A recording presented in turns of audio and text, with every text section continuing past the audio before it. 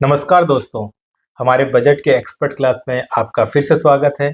हमारे साथ हैं श्री एस झा सर, जो राज्य वित्त सेवा के वरिष्ठ अधिकारी हैं और वर्तमान में वित्त नियंत्रक फाइनेंस कंट्रोलर के रूप में गृह विभाग में पदस्थ हैं। इनकी विशेषता ये है कि ये गृह विभाग के बजट को तैयार करते हैं तथा वित्त विभाग में चर्चा कर राज्य बजट में उसे शामिल करवाते हैं, जो वित्त विभाग द्वारा विधानसभा में पारित किया जाता है। अर्थात बजट बनाने से लेकर कॉन्स्टिट्यूशनल प्रोविजन के तहत लेजिस्लेचर द्वारा पारित कराने तक का पूर्ण अनुभव है। तो आज के क्लास में सर से हम निम्नलिखित बिंदु पे चर्चा करेंगे। सबसे पहले तो हम देखेंगे कि कॉन्स्टिट्यूशनल प्रोविजन बजट में क्या है, लोकसभा में किस टाइप से हम पारित करते हैं या स्टेट गवर्नमेंट में किस टाइप से कॉन्स्टिट्यूशनल पोजीशन प्रोविजन है। दूसरा, हम लोग जो आर्टिकल 112 और 202, जो 112 जो लोकसभा के लिए जो बजट पारित करते हैं या यूनियन बजट के बारे में, और 202 में जो हम लोग स्टेट लेजिस्लेचर का जो बजट है उसके बारे में चर्चा करेंगे। साथ ही ये जो डेली डिक्लेरेशन का डेट का प्रोविज़न क्या होता है और लोकसभा में, साथ ही साथ इस पहले किस टाइप से हम लोग डिक्लेयर करते थे डेट का, अब कौन से डेट में हम लोग बजट लेके आते हैं, उसके पीछे का कारण क्या है, रीज़न क्या है, वो देखेंगे। साथ ही साथ हम लोग फाइनेंस जो मिनिस्टर है उसका रोल कैसे रहेगा वो देखेंगे। और उसके बाद हम लोग देखेंगे लोकसभा और राज्यसभा में जब बजट के बारे में बात करते हैं तो कौन से स्पेशल जो रोल है लोकसभा को क्यों दिया गया है, ये सब चीज़ के बारे में बात करेंगे। तो सबसे पहले सर मैं आपको आमंत्रित करता हूँ हमारे इस क्लास में। नमस्कार पुष्पेंद्र जी, धन्यवाद आपने मुझे मौका दिया। ठीक है, तो आज हम लोग क्लास स्टार्ट करते हैं। और सबसे पहला जो चीज़ है, पिछले क्लास में हम लोग ने बजट के बारे में बहुत अच्छा चीज़ें पता चला, जैसे कि उसके उत्पत्ति के बारे में सर ने बताया था कि बजट कैसे, और हमारे जो फादर ऑफ जो बजट जो सबसे पहले प्रेजेंट किए थे उनके बारे में बताया था, और बहुत सारे इंपॉर्टेंट चीज़ें बताए थे। आज सर हम लोग सबसे पहले बताइए सर कि बजट का जो कॉन्स्टिट्यूशनल प्रोविजन कहाँ पे लिखा है या फिर क्या लिखा है। हाँ पुष्पेंद्र जी, जब हम इंडियन कॉन्स्टिट्यूशन को देखते हैं बजट के पॉइंट ऑफ व्यू से बिल्कुल सर। कि बजट के बारे में कहाँ कहाँ उल्लेख किया है इंडियन कॉन्स्टिट्यूशन में, तो हम पाते हैं कि बहुत सारे आर्टिकल्स के तहत बजट के विभिन्न जो प्रोविजंस हैं उसके बारे में वहाँ पे जानकारी दी गई है या प्रोविजन किया गया है। उसमें मेरे हिसाब से सबसे महत्वपूर्ण आर्टिकल 112 आर्टिकल 112 है। वो कहता है कि it mandates the union government to present an annual financial statement AFS annual financial statement to the parliament for every financial year. मैंने आपको पहले भी बताया था कि बजट शब्द का प्रोविजन इंडियन कॉन्स्टिट्यूशन में नहीं किया गया है। बजट के जगह एनुअल फाइनेंशियल स्टेटमेंट का प्रोविजन किया गया है। बिल्कुल। और इसमें एनुअल फाइनेंशियल स्टेटमेंट से आशय है कि इसमें it has detailed estimated receipt and estimated expenditures. और इसमें रिक्वायरमेंट दिया गया है कि detailed estimates of the receipt and detail estimate of the expenditure, इसको जानने के लिए हमको रेवेन्यू अकाउंट और कैपिटल अकाउंट के बारे में जानना पड़ेगा। रेवेन्यू अकाउंट में दो पार्ट होते हैं, रेवेन्यू रिसीट तथा रेवेन्यू एक्सपेंडिचर। यह हो गया रेवेन्यू अकाउंट, इसमें काफ़ी डिटेल में पूरे फिगर्स रहते हैं। और दूसरा कैपिटल अकाउंट, इसमें फिर दो पार्ट होते हैं, capital receipt and capital expenditure. Pushpendra ji, मैंने पहले भी बताया था कि बजट दोनों भाग को दिखाता है कि एस्टिमेटेड रिसिप्ट मतलब प्राप्तियां सरकार को कितनी होंगी अगले वित्तीय वर्ष में 12 महीने में, और एस्टिमेटेड टोटल एक्सपेंडिचर कितना होगा। तो बजट हमेशा आय और व्यय को संतुलित करता हुआ एक फाइनेंशियल स्टेटमेंट होता है। बिल्कुल sir.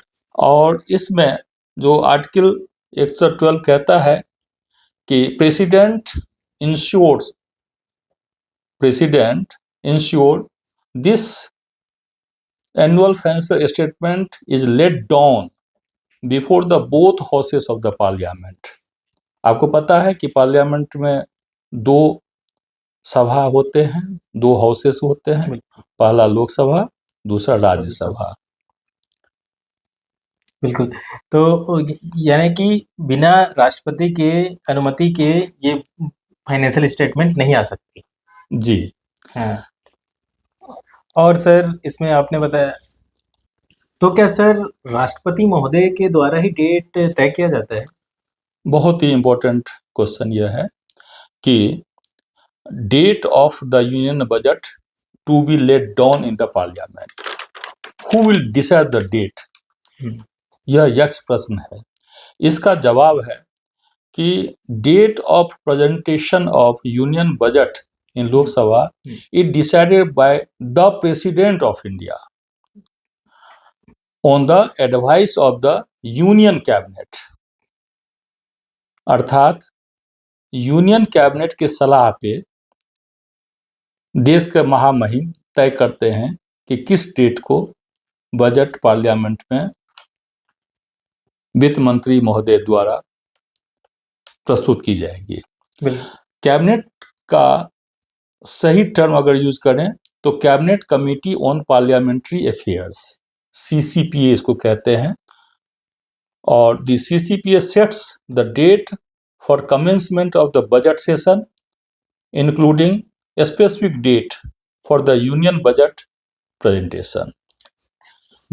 But CCPA will advise to the president and the president will finally announce the date of budget presentation in the parliament. इस तरह का प्रोविजन किया गया है पुष्पेंद्र जी। तो सर जो हम लोग का जो कन्वेंशन जैसे हम लोग देखते हैं या प्रेजेंट में क्या कुछ बदलाव हुए हैं क्या इस जो डेट और टाइम का? हाँ पुष्पेंद्र जी, ये भी बहुत ही अच्छा क्वेश्चन है कि वर्ष 2017 से पहले, बिल्कुल सर, देश जब आज़ाद हुआ उससे लेकर के आगे बढ़े लगभग करीब 2017 तक, इस समय तक यूजुअली लास्ट डेट ऑफ फरवरी उसके समय, और खास करके लास्ट डेट ऑफ फरवरी, उसमें भी शाम में तो 5 साढ़े 5 बजे के आसपास में यह बजट प्रस्तुत करने की परंपरा थी। मैंने जो सुना है जो शाम में 5 या साढ़े 5 बजे क्यों, बिल्कुल सर, तो उसका आशय यह था कि चूंकि ब्रिटिश समय से परंपरा चली आ रही थी कि जब यहाँ पे 5 या साढ़े 5 शाम होता है तो उस समय ब्रिटेन में सुबह का 10 बजे के आसपास का समय होता है। तो भारत में जो बजट प्रस्तुत किया जाता था पहले, वहाँ के लोग भी, ब्रिटेन के लोग भी देख सकें और सुन सकते थे, इसलिए इस तरह की प्रथा जो ब्रिटिश समय से शुरू हुआ तो वो चली आती रही। लेकिन वर्ष 2017 में हमारी यूनियन गवर्नमेंट ने यह डिसाइड किया कि अब बजट को फर्स्ट वर्किंग डे ऑफ फरवरी में प्रस्तुत किया जाएगा। लेकिन इस बार जो मैंने लास्ट वीडियो में भी आपको बताया था, लास्ट क्लास में बताया था कि इस बार बड़ा यूनिक सिचुएशन उत्पन्न हुआ कि 1 फरवरी हुआ संडे। तो क्वेश्चन उत्पन्न हुआ था कि प्रोविजन चूंकि फर्स्ट वर्किंग डे ऑफ फरवरी मंथ था, तो क्या संडे तो is not the working day, तो whether budget will be presented on 1 फरवरी और after that on next working day 2 फरवरी। लेकिन इसमें फिर डिसीजन CCPA के द्वारा दिया गया कि नहीं, भले ही संडे है, हम 1 फरवरी को ही यूनियन बजट को प्रस्तुत करेंगे, और यही हुआ। तो सर जो फरवरी के जो लास्ट मंथ में जब बजट पारित करते लास्ट वीक में लास्ट डेट को, और अब जब फर्स्ट वीक में जो बजट पारित कर रहे हैं, इसके पीछे का लॉजिक या फिर उसका इम्पोर्टेंट रीजन बता सकते हैं किस लिए कर रहे हैं हम? बहुत ही मार्वेलस पॉइंट आपने पूछा पुष्पेंद्र जी। तो पहले फरवरी के लास्ट वीक या लास्ट डेट हुआ करता था, अब लगभग 1 महीना पहले करते हुए फरवरी का फर्स्ट डे को प्रेजेंटेशन की बात, लगभग 1 महीना एडवांस किया गया है। 1 महीना एडवांस किया गया। इससे यह इन्विसाज किया गया है कि 1 महीने एडवांस करने से 2 महत्वपूर्ण फायदे होंगे। बिल्कुल सर। पहला फायदा यह होगा कि सरकार को वोट ऑन अकाउंट यह लाने की आवश्यकता नहीं रह गई, और साथ ही एक ही एप्रोप्रिएशन बिल से पूरे फाइनेंशियल ईयर को कवर कर लेता है। तो इससे क्या होता है कि वोट बजट को जो पारित करने का जो प्रोसेस होता है उसमें जो इनबिल्ट टाइमिंग है जो लंबा होता है वो पूरा मिल जाता है 1 फरवरी को प्रस्तुत करने से। तो वोट ऑन अकाउंट पास करने की आवश्यकता सरकार को नहीं रही, और एक ही एप्रोप्रिएशन बिल से पूरे फाइनेंशियल ईयर का बजट पारित हो जाता है। बिल्कुल सर, जो वोट ऑफ अकाउंट की बात की, तो सर आप हमें डिटेलिंग में आर्टिकल जो 1-1-2-12 के बारे में बता सकते हैं? उसमें और क्या क्या चीज़ रहता है, जैसे कि वोटेड और चार्ज एक्सपेंडिचर की बातें होती है, वो उसके बारे में थोड़ा सा बताइए सर।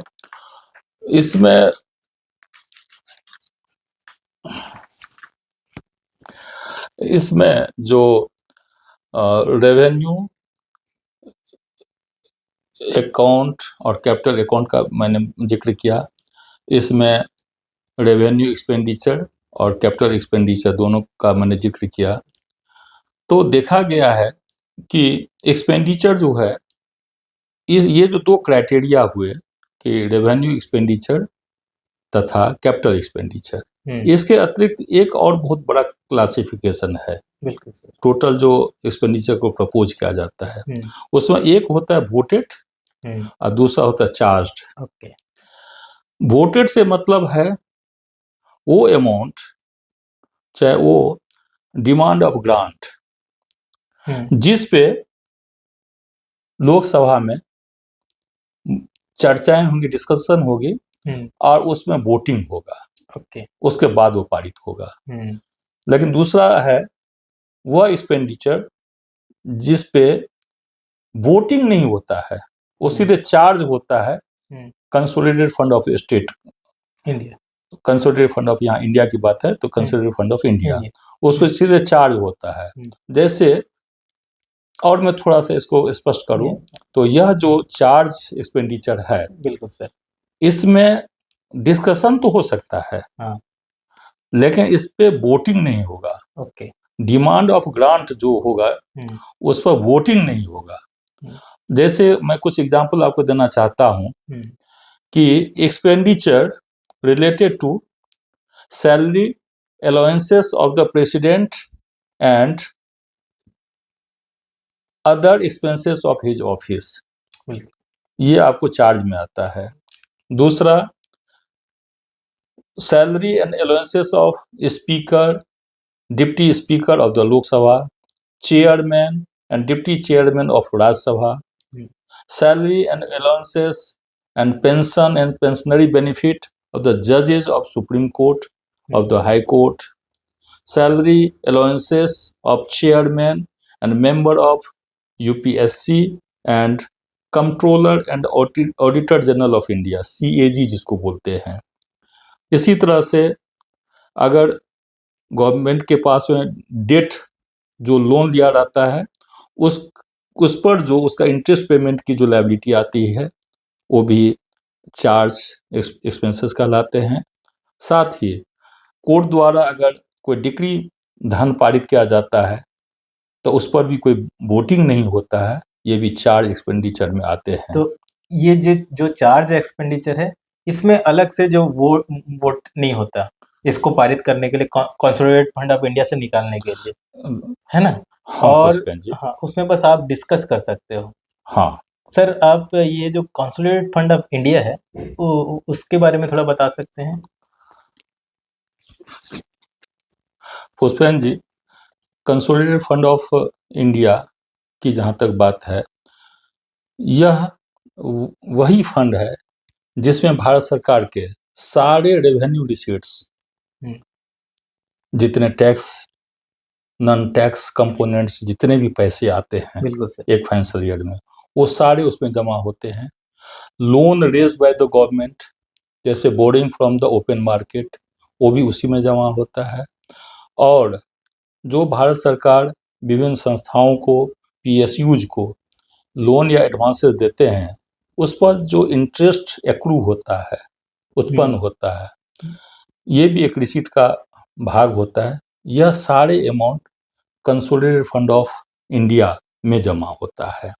इसी के लिए एक सेपरेट कॉन्स्टिट्यूशनल प्रोविजन जो आर्टिकल 266 का सब क्लॉज 1 में है, उसमें है कि provision for consolidated fund of India and consolidated fund of the state also, इसको प्रावधानित आर्टिकल 266 सब क्लॉज 1 में किया गया है। और इसी में प्रोविजन किया गया है कि no money can be withdrawn from consolidated fund of India और state without legislative approval, means approval from parliament और स्टेट लेजिस्लेचर। ये सारे प्रोविजन आर्टिकल 266 में किया गया है। बिल्कुल सर, कि अगर आपको मनी निकालना पड़ेगा तो एक बिल पारित आपको करना ही पड़ेगा, है ना? और उसके थ्रू, वोटिंग के थ्रू आप निकाल सकते हैं। तो हमारे पास सर किस टाइप से बिल हम लोग लेके आते हैं वो निकालने के लिए? जैसे कि कहते हैं फाइनेंस बिल है और मनी बिल है, अलग अलग टाइप के। सर जैसा कि हम बजट पास करते हैं जिसमें एप्रोप्रिएशन बिल होता है, फाइनेंस बिल होता है, उसके बारे में एकदम शॉर्ट ब्रीफ में बताइए सर, क्योंकि ये तो बहुत ही टेक्निकल और बड़ा टॉपिक है जो नेक्स्ट में आप कवर करेंगे। साथ ही साथ आप बताएंगे कि जो रूल क्या है सर, लोकसभा में पारित करते हैं, राज्यसभा में पारित करते हैं, किस टाइप से पारित होता है ये बजट अलग अलग हाउस में? पुष्पेन जी, ये बड़ी टेक्निकल टॉपिक है जिसमें बहुत स्पष्ट प्रोविजन कॉन्स्टिट्यूशन में किया गया है और उस प्रोविजन को एडहेयर करते हुए ही बजट पारित किया जाता है पार्लियामेंट में। तो बजट जैसे आपने कहा कि मुख्यतः 2 बिल को मिला करके बनता है। पहला होता है एप्रोप्रिएशन बिल और दूसरा होता है फाइनेंस बिल। एप्रोप्रिएशन बिल में जो कंसोलिडेटेड फंड ऑफ इंडिया है, उससे किसी भी तरह का एक्सपेंडिचर इनकर किया जाएगा तो उससे परमिशन लेने के लिए एप्रोप्रिएशन बिल होता है। बिल्कुल सर। जिसमें मैंने आपको जो है सो बताया कि उसमें रेवेन्यू अकाउंट भी होता है, कैपिटल अकाउंट भी होता है। इस सब चीजों को मिलकर के एप्रोप्रिएशन बिल बनता है और सारे खर्च बिल्कुल एप्रोप्रिएशन बिल से ऑथराइज होते हुए, मतलब ये लेजिस्लेचर का ऑथराइजेशन बोला जाता है। तो एप्रोप्रिएशन बिल के तहत सारे हेड वाइज जो डिपार्टमेंट होता है उसके हेड को ग्रांट नंबर से डिफाइन किया जाता है। जैसे होम मिनिस्ट्री है, बिल्कुल सर, तो होम मिनिस्ट्री के लिए एक ग्रांट नंबर फिक्स होता है। तो होम मिनिस्ट्री के लिए जितना भी एक्सपेंडिचर का प्रोविजन किया जाएगा उस ग्रांट हेड में, उसको कहा जाएगा डिमांड फॉर दैट ग्रांट। तो ये एप्रोप्रिएशन बिल का पार्ट होगा और वो धीरे धीरे वोटिंग करके आगे, और इस पे जितना भी प्रोविजन माननीय वित्त मंत्री महोदय के द्वारा किया जाता है वो सारा संकलित अमाउंट एप्रोप्रिएशन बिल में होता है। और इस पे पूरी तरह से जो है डिस्कशन होता है। डिस्कशन के बाद जो है इस पे वोटिंग होता है और फिर इसको पारित किया जाता है।